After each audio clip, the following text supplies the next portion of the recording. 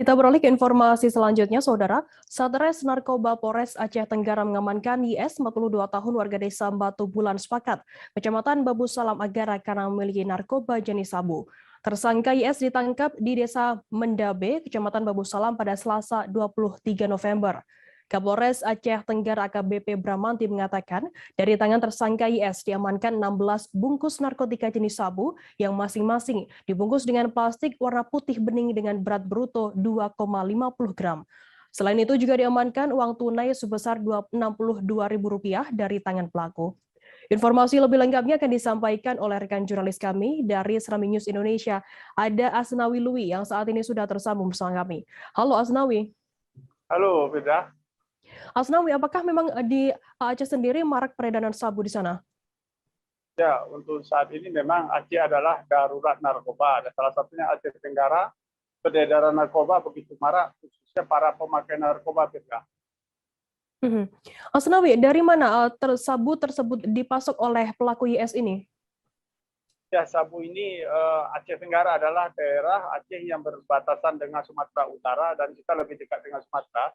Memang ada dua titik yang diduga sebagai tempat pemasukan narkoba selain Sumatera Utara juga dari Iren, Beda, Provinsi Aceh.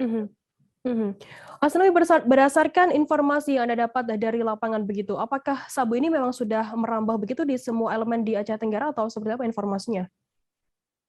Memang peredaran sabu di Aceh Tenggara itu cukup meresahkan masyarakat Aceh Tenggara, Beda. Nah, sabu ini mereka jual dan edarkan di kalangan masyarakat bukan hanya pada pelajar, pejabat, namun juga di kalangan petani juga sudah terkontaminasi dengan penyalahgunaan narkoba sebagai pemakai.